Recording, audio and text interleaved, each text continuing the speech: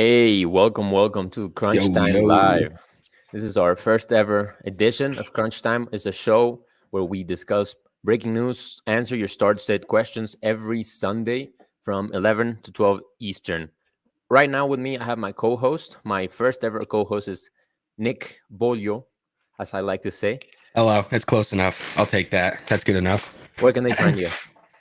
Where? Yes. So you can find me at Beaulieu_Nick on Twitter. So it's BEAULIEU_Nick. My last name is pronounced Beaulieu. Yes, that's what I said. I would prefer if people just call me Nick Bo. Just cut it off before the confusing part happens. But I'm also over on Twitch at twitch.tv/BickNoli. So I play video games and stuff, but also always willing to answer football questions over there. So Look at that. Man of many talents. All right, let's get this going. We're going to start first with the player news, what we know so far in terms of who's playing, who's not. What do you have for me? So the players that are active for this week are Juju, Deontay Johnson, Anthony Ferkser. Fields is starting for the Bears. The injury was never really a concern, but we weren't sure who was going to be starting for them in general. Lamar Jackson is currently questionable, but he practiced in full on Friday and he's expected to play. DK Metcalf is active. Darrell Henderson is active. Curtis Samuel. And then Taylor and Cook are both expected to play as well. Sounds about right. Kittle, you said is expected. You didn't say? Or... Kittle will play. However, he's still listed as questionable. And for George Kittle, I would like to see an active tag before I personally will claim him as active, especially it's a 4:00 game. So right now there's no indication for a couple hours. So Kittle will play. Antonio Gibson is expected to play, but questionable. Melvin Gordon also questionable, but expected. Tyler Lockett, Darnell Mooney, Jamison Crowder, all of those guys are all questionable, but expected to play. The part that I'm the most iffy on is Josh Jacobs, who is a game time decision tomorrow. Even if he's active, I'm not sure I'm starting him. I think he's going to be pretty volatile if he is starting. So I'm staying away from that, but those are all the questionable guys. Yeah, in case you missed it, viewer, Julio Jones is officially out. AJ Brown is officially out. Elijah Mitchell is officially out. So get those guys out of your lineup because you probably had Julio or AJ Brown in. Other than that, that's all the news we have so far. Anything else you want to talk about? In case people missed it, you're probably not starting Elijah Moore or GL or MVS, who's on IR, so he's more than just out. So Chase Claypool is out, which is unfortunate. Suffered a hamstring injury in practice earlier this week, so out for this week, and my guess is probably next week, but I'm not going to make any assumptions about that. Smart. And the game that people are probably most worried about today is Bucks Pats, and Rob Gronkowski will be out this week. I think Bray, I know we're not getting into player stuff yet. I think Bray is an interesting plug and play with Gronk out. Just like tight ends are, he probably needs a touchdown to be relevant, but I think he could have an interesting game, especially with Gronk out. So, yeah, I mean, just to be like 100% clear, Gronk is officially listed as doubtful, not declared out. Are you sure? Official NFL webcast. Yeah, like I just checked the NFL injury report. He's listed as doubtful, which I mean, it's not a good sign, but not officially out. Well, my apologies. I thought he was out. Hey, I thought too. Also, James White, speaking of the Patriots, is going also out for this week. All right, let's see if anybody has any questions for Start Sit. We'll be here for the next 55 minutes answering. So just leave them in the chat or the comments or. Gronk is listed as out, by the way. Well, where? ESPN. Interesting. Well, yeah, I guess and is expected to miss next week's game as well. Interesting. They really did a number on him. Who hit him? That's what I have no clue. I wasn't watching the game. I had Gronk as my bust, so he like was on pace to not bust, and then he got hurt, so Yeah, it kind of saved me a little bit. yeah, he was. I mean, that connection with Brady is just something else, isn't it? Yeah, I as a Patriots fan, I watched that for so long, and toward the end of the Patriots tenure for both of those guys, I just thought Gronk was like washed and done. And it looks like he just needed a year off of football and laying in the sun to try and get his shit together. But the thing with Gronk has always been injuries. It's never the lack of ability, and the fact that he's already injured doesn't really surprise me. Sure. But not like you can predict broken ribs. So it is what it is. It's unfortunate. But you know, I'm not rostering Gronk anywhere, so I'm not too sad about it in terms of my fantasy teams. Yeah, I mean, I guess that's a good thing. I did have him in a league, like the league where you have to draft one player every single week. Oh yeah. So I just couldn't keep rostering him. I dropped him for Jander Swift. What's your roster in that right now?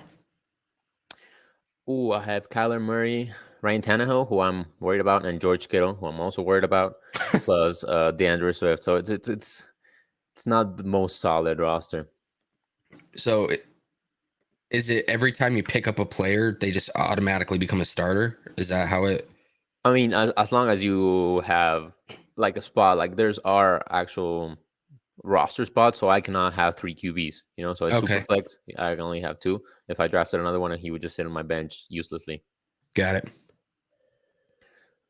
I'm getting a question asked, but outside of the stream, so I'm just gonna link the stream real quick. Sure. So if anybody else has questions, drop them now. Now's your time.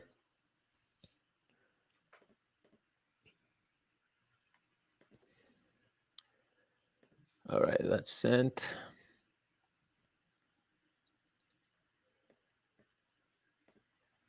Also, I think we'll have the official injury report for the week. Should be out in like 20 minutes. So interesting. We should be able to, like, for the 1:00 games at least. So we should have some more clarity for like Mooney, Crowder, and Gibson, who are all questionable right now. Now, another question is, if Crowder is active, are you playing him? No, I don't think so. I think with the way that Braxton Berrios has been playing, I think it's appealing to start Crowder, assuming he takes that rollover. However, I would like to see Crowder play a game first before I put him in my lineup. I mean, we know the Jets are going to be passing. They're going to be. I'm not. I can't see the future, but they're going to be losing. Okay, I don't care. If I'm the wide receiver for the Tennessee Titans. I intend for the Titans to be beating the Jets. Fair. That's fair. So, you know, they're always. I think Crowder's very enticing, especially with Elijah Moore out. However, I think they also activated Mims for this week, which. Interesting. I did not know that. Doesn't mean much to me, but I do think I think I want to see Crowder for a week first. But I picked him up in a bunch of places. I think that moving forward, if he can be at a similar pace to what Berrios was doing, if not better, because he is a better player, likely, yes. Then I think he has weekly flex appeal, even wide receiver 3. I mean, we've seen Crowder be super productive in that slot role for years now. Yes. And clearly Zach Wilson prefers that over the outside, or so it seems. And he's effective at getting the ball in the slot. So I think moving forward, Crowder is definitely going to be in my lineups. I just think for this week, I'm going to leave him on the bench. I agree. Also, something that you just mentioned, and we didn't say, the player news section, Elijah Moore is out as well. If you were starting him in a deep league or in a very unlucky league, also get him out of your lineups. Yeah, I mean, my dad. Everything can happen. Yeah, I traded Elijah Moore to my dad in our league week 1 for Justin Fields. And he started him. I think he started him week 1 and 2. So hopefully he's not starting him this week. But tell him to get on the live stream. No. Yeah. Yeah, he doesn't know how to work technology, so he won't be in here. But yeah, Just send him a written transcript of whatever we talk about. So yeah, I'll send he's him. in I'll the loop. record it on my phone and send it to him via text message. Nice. Good idea. I mean, I told him if he has any questions, he can come in here. So I told he follows Brodo on Twitter. He likes some of my There you tweets go. sometimes, so he knows what's going on. He can get there. Like, Yeah, we don't yeah. know if he will, but he can Maybe get in there. the last like 15 minutes of the show or something. But Right, we got a couple viewers. Looks like they don't have many questions. yeah. Well, you said That's you okay. said you got a question. I mean, I guess we're not going to answer it till they're in here. Yeah. But I mean, because if I answer, he's just not gonna see it. right. But otherwise, I'll just answer it when the stream ends. But, Sure. well, the question, we can start discussing it now. I guess it's Henderson or Gaskin in full PPR. Well, what are your thoughts there? I mean, that's tough. It is very tough. I mean, it's one of the tightest. I mean, Gaskin has been underwhelming, I would say. Like, I mean, luckily it's in PPR, right? So that's the only thing he's got going for him. I mean, same as like, Henderson, honestly. I mean, yeah, that's fair. Coming off the injury, I have no clue. I wish I could. I wish I knew what the hell that backfield was going to look like. I think I'm going Gaskin over Henderson. Just because I would probably do a clear role. And one is healthy and one I don't think is. I don't think Henderson is fully healthy. I don't think, quite frankly, the numbers may disagree with me. I'm not totally sure. I don't think he's that good, quite frankly. But his competition is weak. I mean, I think Sony Michel sucks, and it's like Jake Funk and whoever else back there. Like I don't even know. I don't even know, but I would go Gaskin personally. Yeah. I think his PPR floor is better. I want to see him get more involved, but there's no indicator that that's going to happen. So I don't know. Yeah, makes sense. I agree. I would go Gaskin too. We have another question here from YouTube. Tyler Higbee or Robert Tonyan, half PPR? I'm gonna go Higbee. Yep, me too. I have to go with Higbee. Robert Tonyan is just not without hesitation. Yeah, yeah. I don't like it. Like last year, you know, the Brodo stats would show that his points per opportunity, excluding touchdowns, was it number 1? Yes. Yeah. So last year he was effective without needing to score touchdowns. Granted, the entire tight end position typically needs touchdowns, so it's not exactly saying much. But number 1 is better than Kelsey. Number 1 is better than Waller or Kittle when he was healthy. So he was good last year, but this year is not the case. I know they just lost MVS. Whoop-de-doo. I don't think that means anything. And Higbee has played, I think, I don't know what he played last week, but he was my sleeper last week. He's been playing 100% of the snaps prior to last week. He had 100% of the tight end targets prior to last week. So Higbee, I think, is just a better, safer option. I think Tonyan, I don't want to say he's droppable yet, but if he has another poor performance, I'm not sure I'm personally going to roster him. So yeah, I think it's Higbee without even thinking about it. Yeah, I agree with Higbee. We got a couple more from Daniel, so let's get them rolling. Sure. Aaron Rodgers or Kirk Cousins? I'm never sitting Rodgers in my life. True. I just can't do it. I can't see myself to do it. You know, Rodgers is always capable of a 50 bomb. Like Rodgers can go out there and just sling it to whoever the hell he wants to, if he wants to. So, I mean, Kirk Cousins has been lighting it up, I will say. But for me, I think it's Aaron Rodgers. I know they're playing Pittsburgh. I know I'm not sure that defense is as formidable as it has been in the past, but you're the Steelers guy, so maybe you definitely can talk not about that. as good as they have been. But yeah, I mean, the only thing that worries me about Rodgers is if they get to an early lead, Pittsburgh cannot catch up, and they just Rodgers doesn't throw much the rest of the game, they just go with Aaron Jones, or even in the last quarter, subbing Jordan Love, like we saw last week, or was it 2 weeks ago?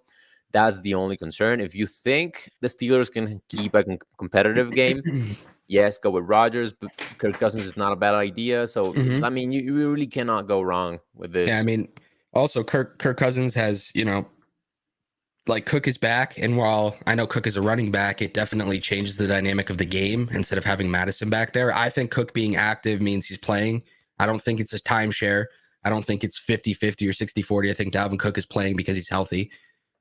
So that helps. I mean, the entire offense as well. So I don't really think you can go wrong in this situation. I remember I think I had Rodgers and Aaron Jones against me a couple weeks ago, and I watched him throw it so many times on the 1 yard line that it pissed me off. So I think Rodgers is slinging it regardless of if they're up 21-0 in the fourth, but that's just my idea of how I see it. So I would vote Rodgers there still. Are you Rodgers or Cousins or whoever? Yeah, I agree. Rodgers gets a slight edge. I'm just pointing out what I'm worrying about if you do start Rodgers. But yeah, it's Rodgers, and you still cannot go wrong with Cousins. Who do the Vikings play? I forget. The Vikings play Cleveland, which should be a competitive game. Yeah, I think so. I think they're both. They're both good options. Yeah, for sure. It's just which one blows up. I think the likelihood more is Rodgers. But with Jefferson and Thielen and Cook back, I mean that offense is awesome as well. So yeah, I agree. We got one last question from Daniel. This one is Hunter Renfrow or Robert Woods in half PPR. I'll let you start. Let me start. I'll probably go with Woods. I mean, I get that. Yeah, no, I mean, definitely going Woods. I get that he has not been producing at the level you were expecting when you drafted him, but you do not sit him for Hunter Renfrow, who is probably at best the fourth option in the Raiders. I know he had some decent games and looks good, but he's still the fourth option in that Las Vegas offense. So I would much rather have Woods in my lineup. He has not been producing as we wanted him to when we drafted him for some reason. I don't know why. I just have to stick with him. What do you think? Sure.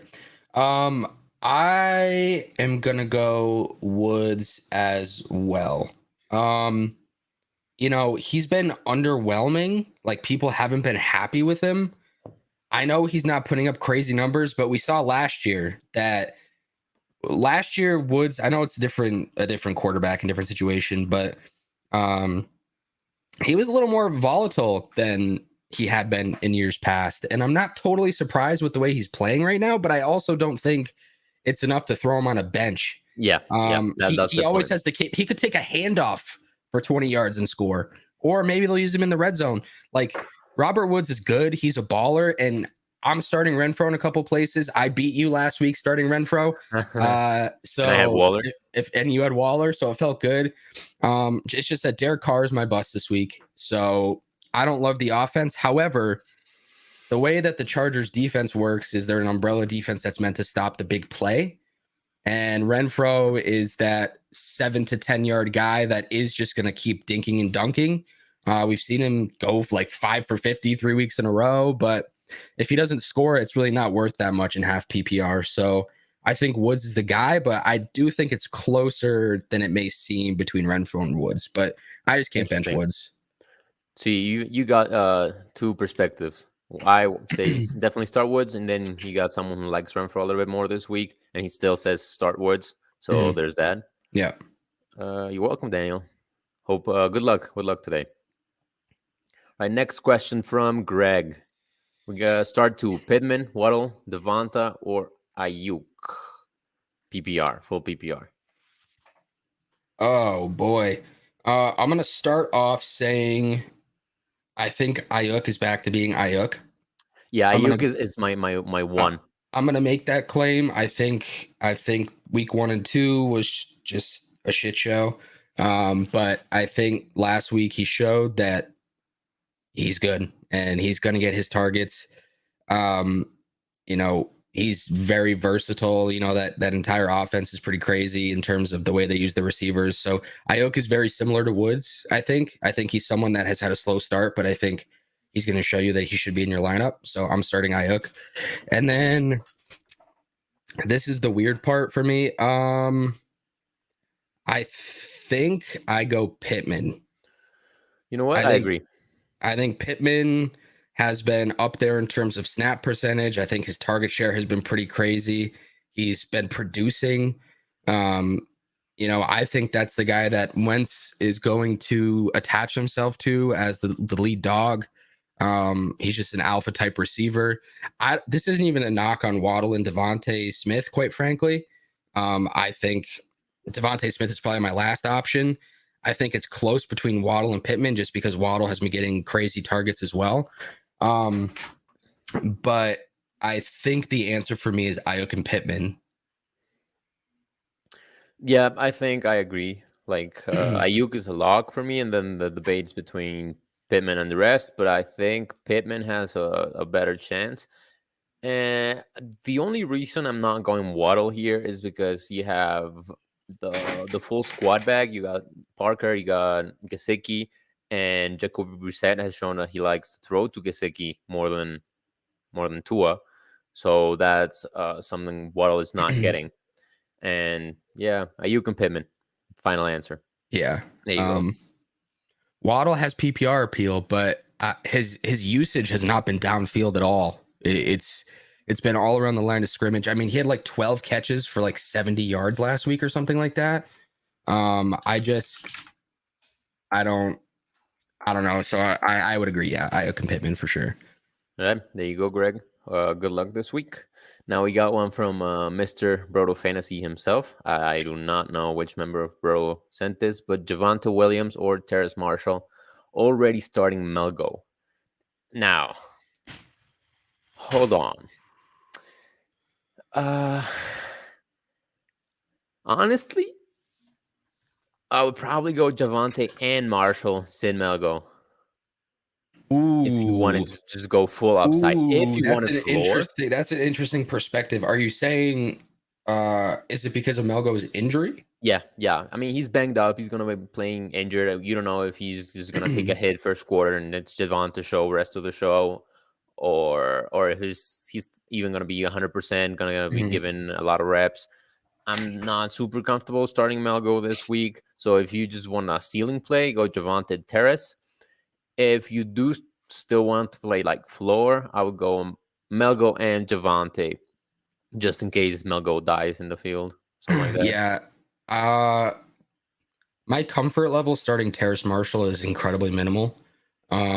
Sure. I mean, he's getting a couple catches a game, so he could break one off. But I think the only way he's productive is if he finds the end zone, compared to Javonte or Melgo. Like, I mean, they haven't been running excellently, and playing Baltimore, the assumption is that they're trailing, but I think that can help. I don't think we know who the hell the third down back is going to be. I mean, Denver has been leading in almost every game, if not every game. I mean, they're 3-0, right? So, like, we've just seen them run, and they're combining. Okay. They're combining for somewhere between 20 to 25 points a game. I would rather secure both of those points than honestly, doesn't sound bad, yeah. Than play one, hope it's right, and then play Marshall. However, I like your idea. of benching Melvin Gordon because I don't like Melvin Gordon. He's hurt. He's been producing though, so Javonte fumbled at the goal line instead of scoring a touchdown last week. Doesn't help him. True. But I think for me personally, it's both Denver guys.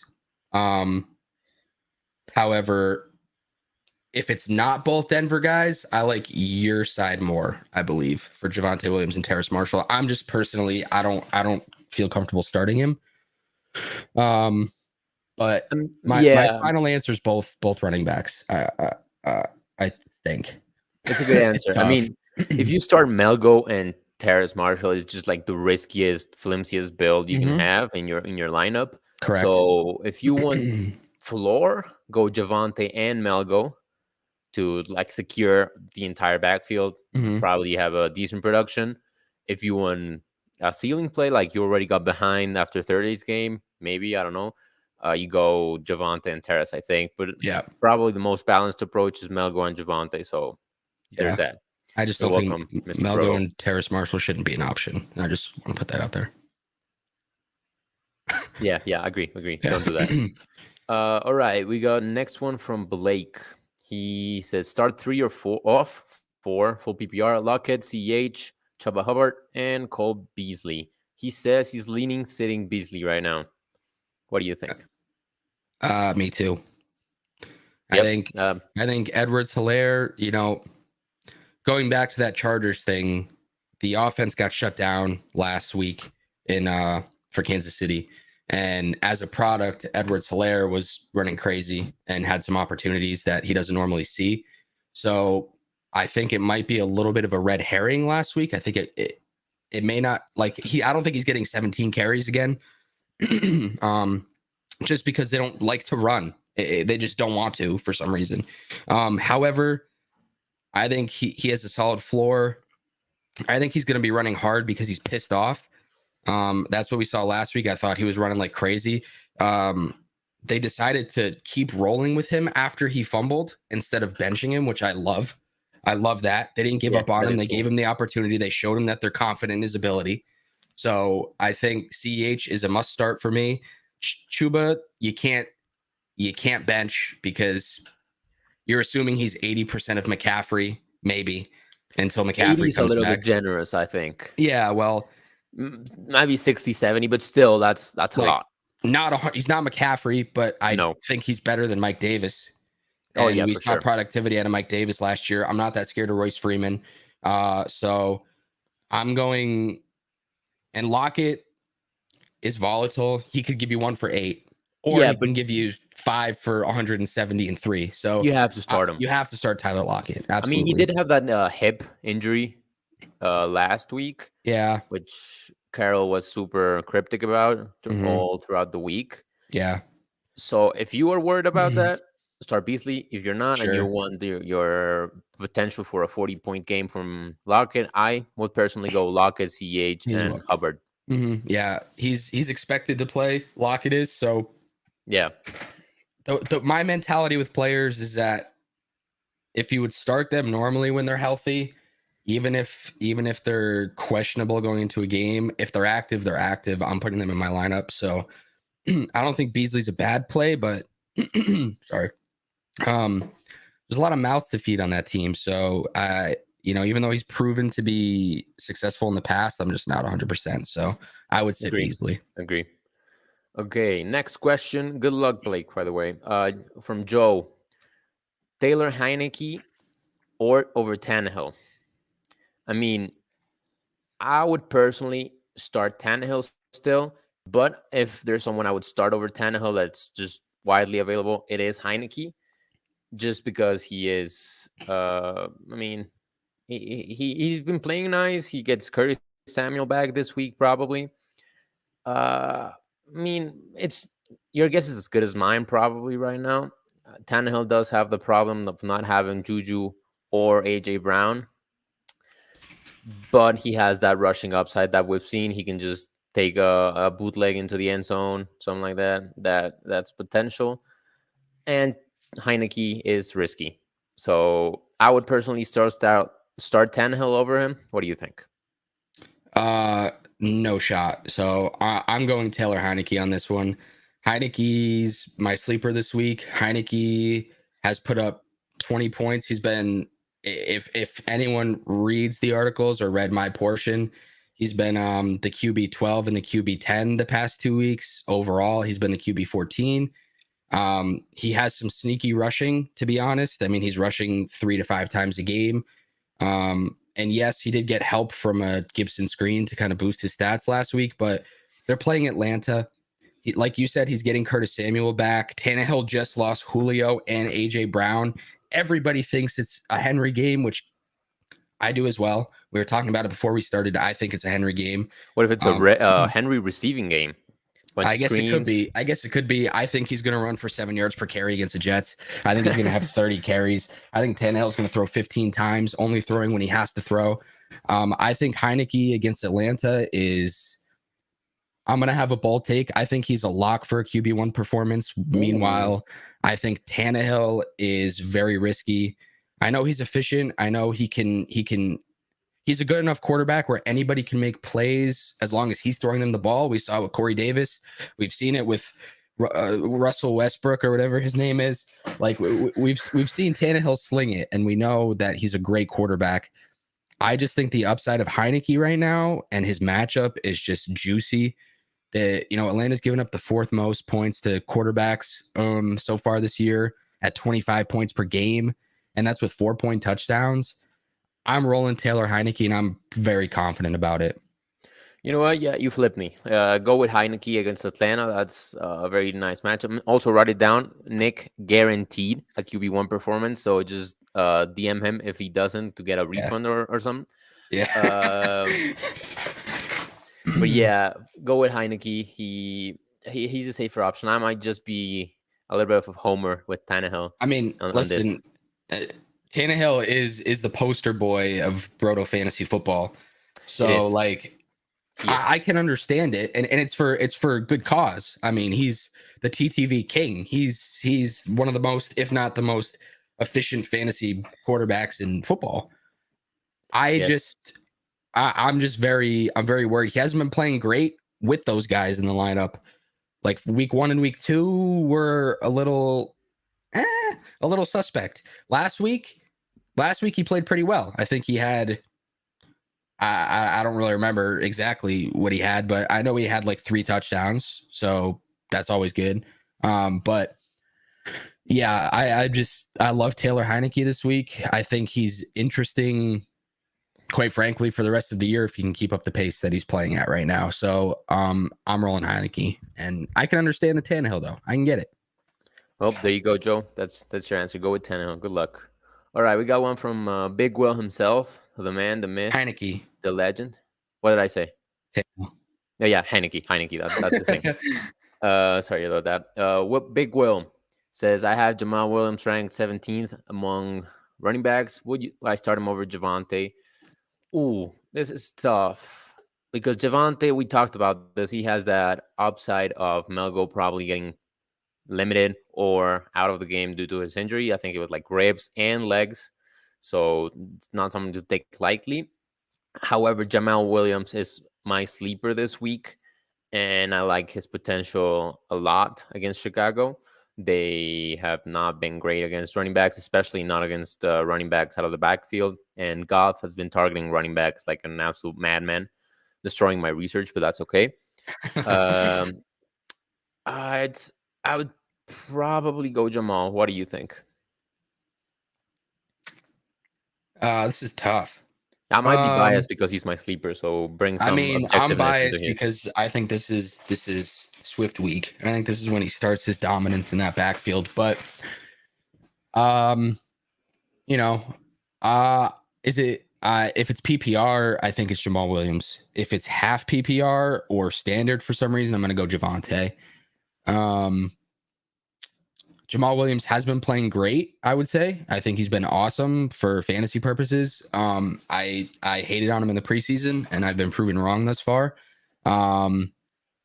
He's an RB2 right now, and until you see him stop doing that, I think you got to roll Jamal Williams over Javonte Williams, and it could be close by the end of the week, especially if Melgo is hindered, like it seems like he might be. But I think Javonte Williams needs to find the end zone to produce a better week than Williams, and I'm not going to bet on that.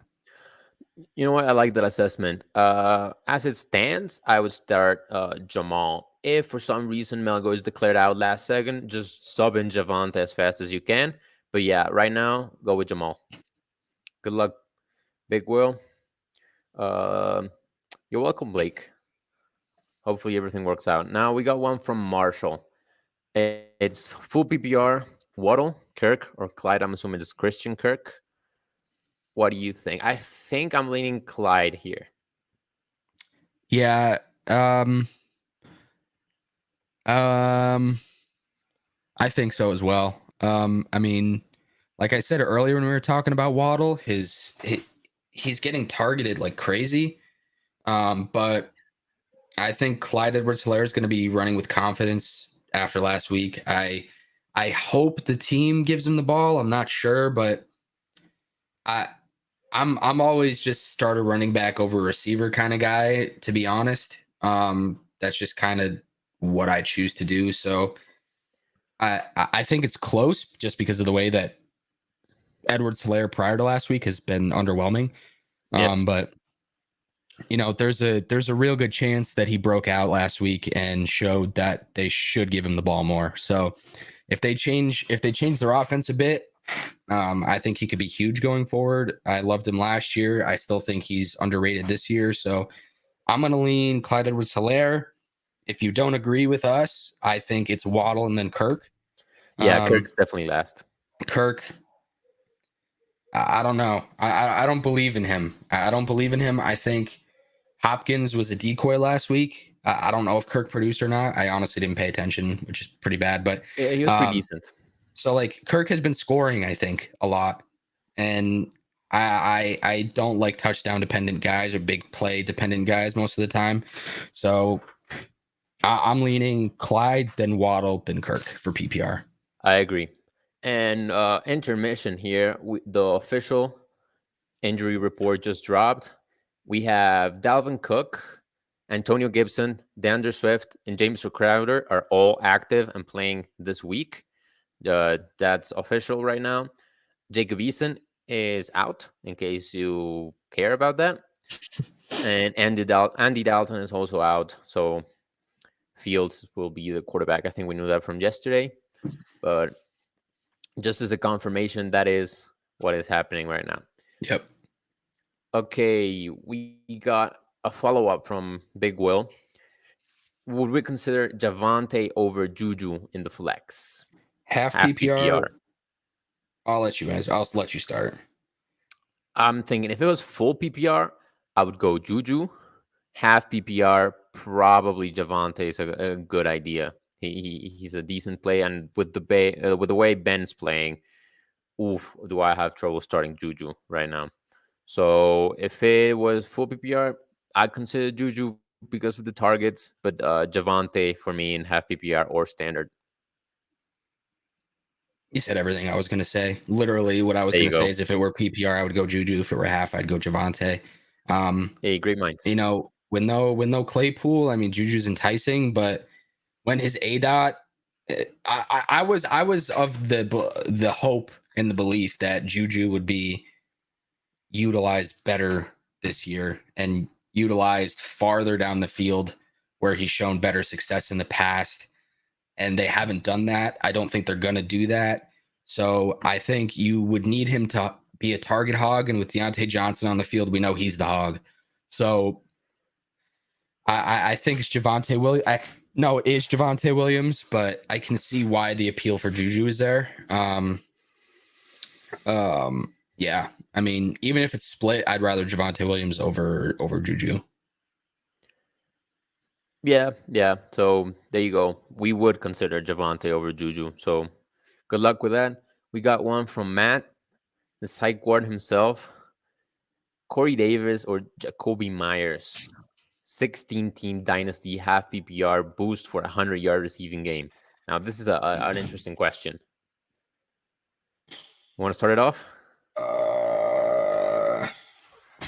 Yeah.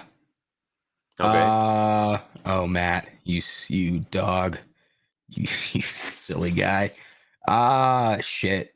It's tough. Oh, I'm gonna give it to Corey Davis. Yeah. I'm gonna give it to Corey Davis. I think the target share is similar. I think the situations are similar. Both teams are going to be losing. Both teams are going to be throwing. Both rookie quarterbacks. But I think Corey Davis has a better chance of a touchdown.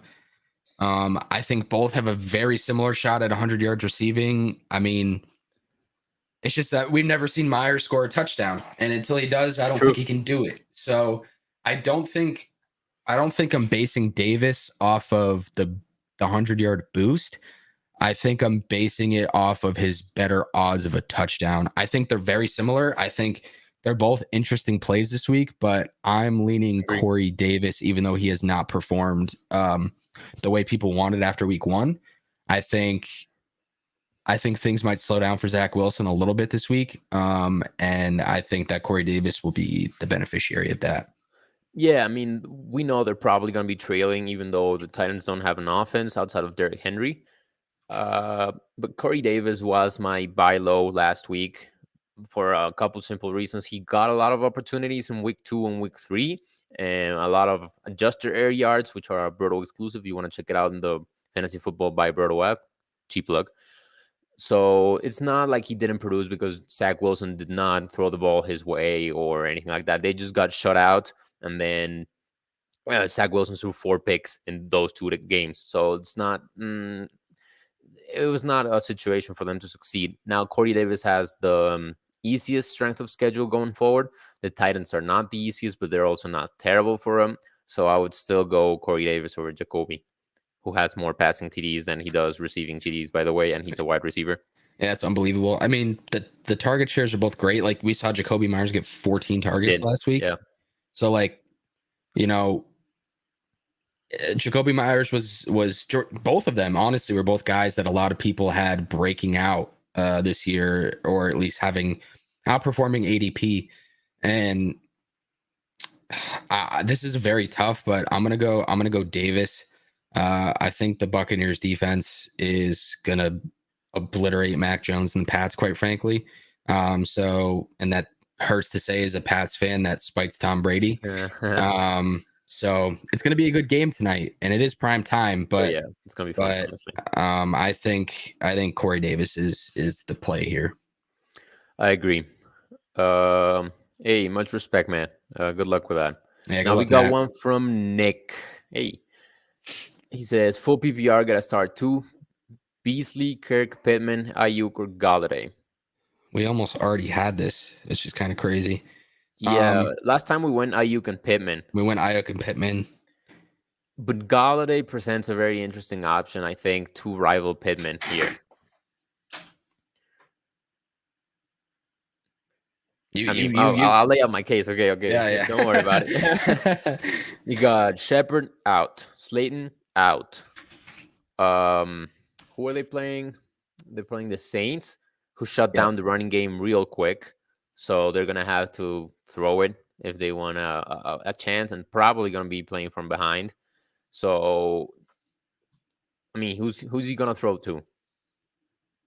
Yep. Engram, Galladay. That's it. Saquon on some screens. That's all I need. I would personally start Ayuk and Galladay, although I can see the case for Pittman, but Ayuk and Galladay is my answer. That's valid. That's very valid. I think Galladay's a bum, so I'm never gonna start Galladay in my life. I never would have drafted Galladay. I did everywhere, and I regret it deeply. Yeah, I think he was a product of Matt Stafford more than he was. I mean, listen.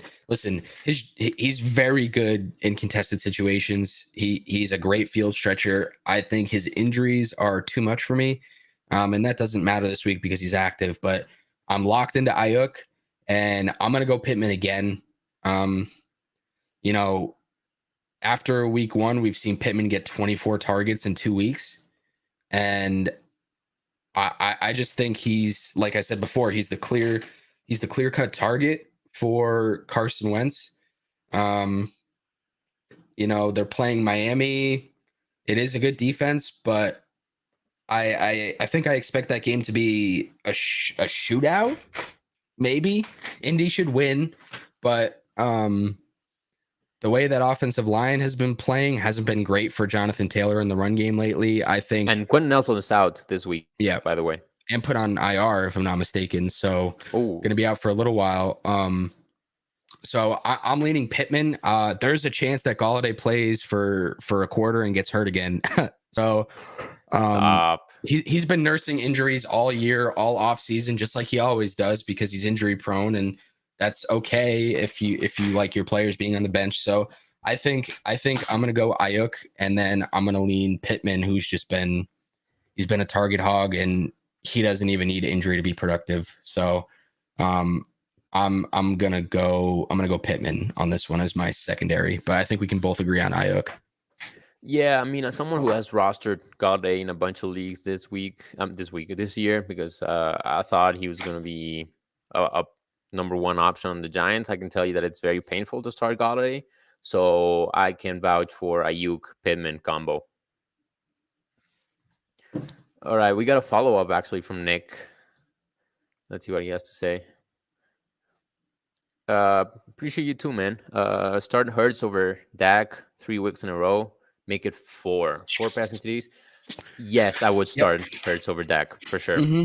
I don't think this is a knock on Dak at all necessarily. No, not at all. I just think with 4-point passing touchdowns, the legs of Hurts puts him over the top a little bit.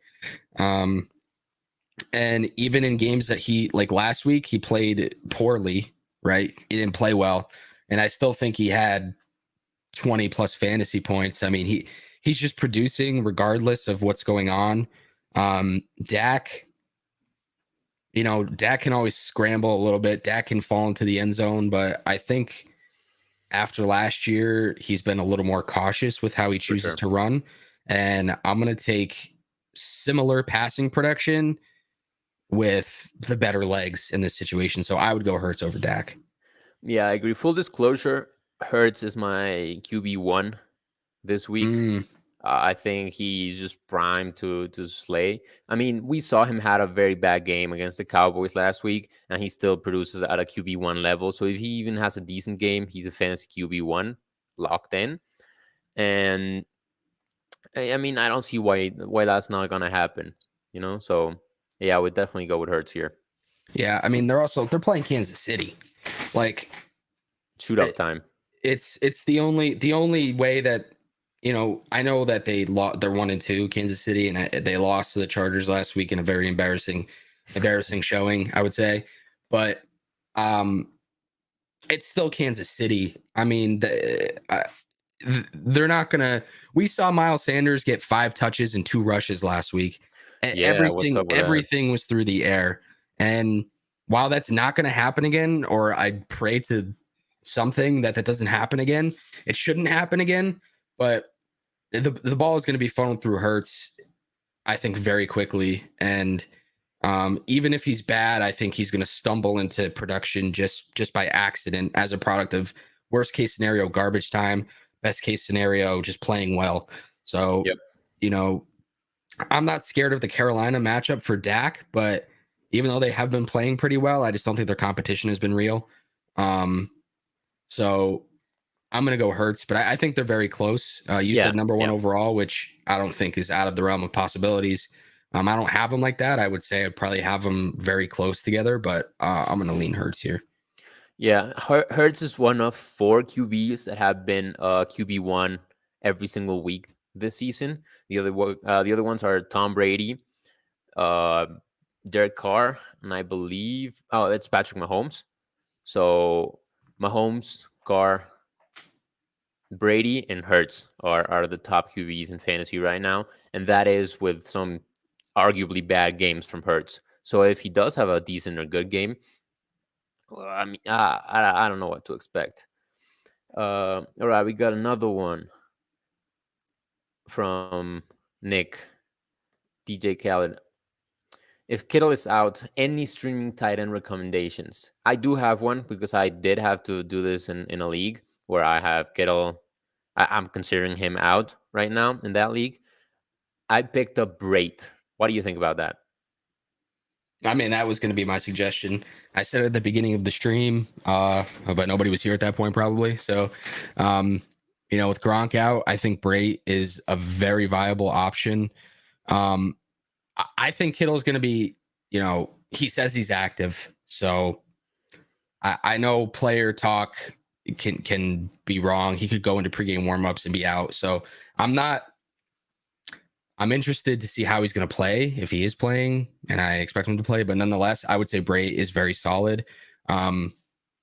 I could see 5 for 40 and hope he falls into the end zone. I don't think he's going to have a ton of targets. I don't think he's going to light the world on fire, but all you need from tight ends in fantasy football is 5 catches or a touchdown, and they're going to produce.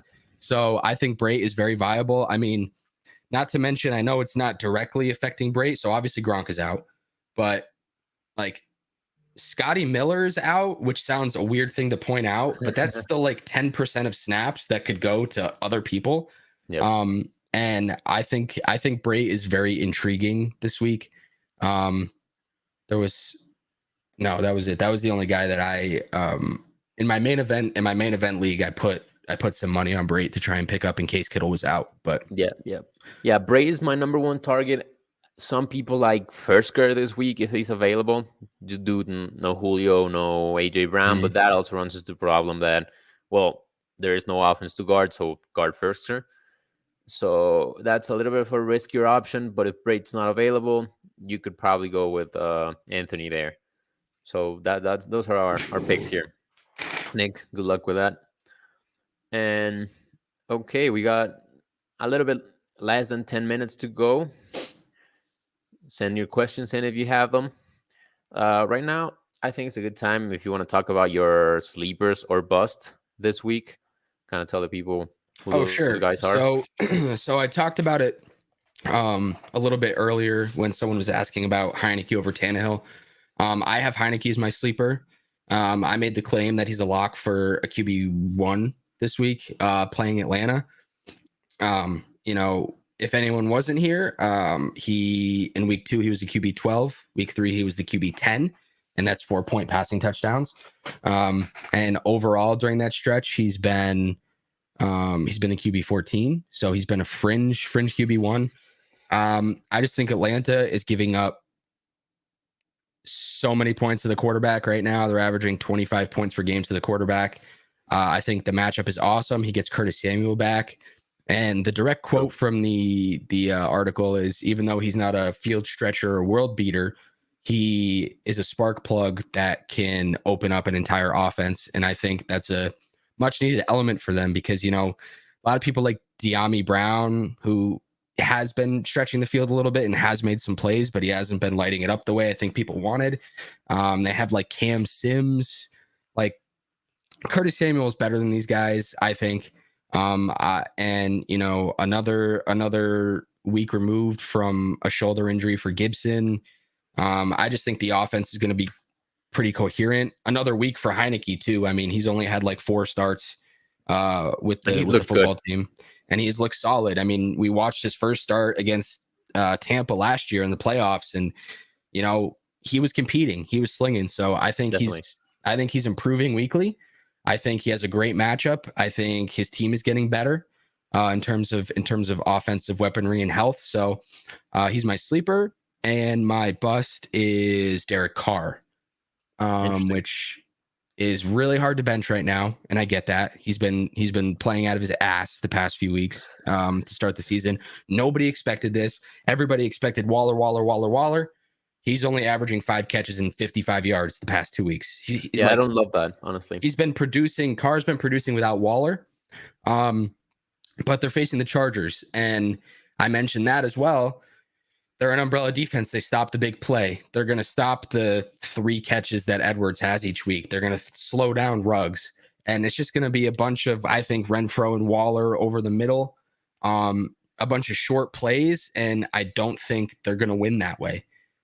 Jacobs is dinged up. Even if he plays, I don't like him that much. Drake has been underwhelming. They're using Peyton Barber. Like I think they're playing well above what they should be right now. I think that offense is not as good as it has been playing. I think the defense they're up against has shut down Mahomes to a degree. I mean, they beat the Chiefs and Dak, and they're averaging, I think it was the 3rd least points against quarterbacks right now at 15 points per game. And that's with playing Dak and Mahomes.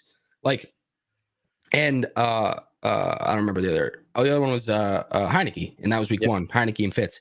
So I'm I think Carr does not produce the way people want this week, and I know he's almost an impossible bench just because of the way he's been playing. But if I had Derek Carr somewhere and I saw Taylor Heineke, who's available in 91% of leagues right now, I would consider not dropping Carr because you can't drop him, but finding a replacement for this week. And I would do in my sleeper if I could. Okay, I have a question of my own. Yeah. For you. Where'd you start? Oh no, wait, we already answered this one. It was Tannehill and Heineke. So I'll go pick up Heineke in a little bit. But yeah, I guess I'll talk about my sleepers and I'm bust this week. I did running backs. My sleepers not Jamal Williams, sorry.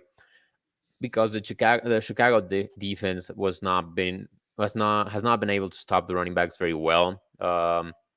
One duo that stands out is Nick Chubb and Kareem Hunt, where they both rushed for over 80 yards.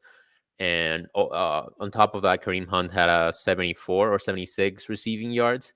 And if we know something, is that Jared Goff has been out of his mind targeting running backs, mainly because he doesn't have any wide receivers. So for a receiving matchup, this is great for Jamal Williams this week. I like him a lot. I think he could be RB17, RB15, so a mid-range RB2 if you are considering him over another person in your lineup. I would lean Jamal more than likely. My bust this week is Saquon Barkley, who's also someone very, very hard to sit just because he's Saquon Barkley. So I would not advise sitting him unless you have a solid option to replace him with.